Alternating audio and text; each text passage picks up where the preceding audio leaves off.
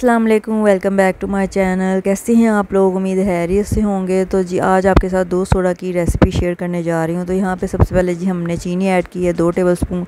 तो ये आप अपने टेस्ट के हिसाब से ऐड कर सकते हैं जितनी आपको चीनी पसंद है। तो यहाँ पे जाएगा जी दूध, और दूध हम इसमें हाफ़ कप ऐड करेंगे।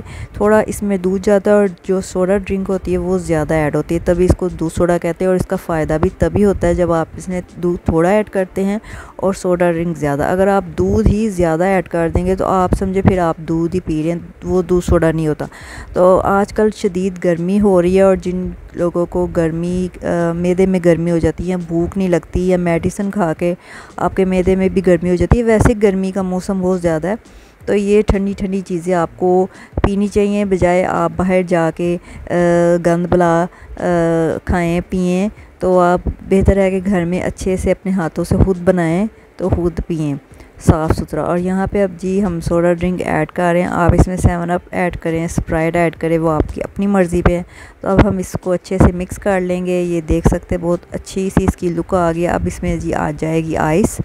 तो आई होप आपको ये मेरी रेसिपी अच्छी लगेगी। तो इसको बनाएं और इसको पिएं, तो आपको जो गर्मी का एहसास है बहुत कम होगा और आपको भूख लगनी शुरू हो जाएगी। और ये नहीं एक दफ़ा पिए 2 दफ़ा पिए, नहीं, 1 हफ़्ता पिए, तो 15 दिन पिए, तो फिर आपको इसके असर भी नज़र आएंगे।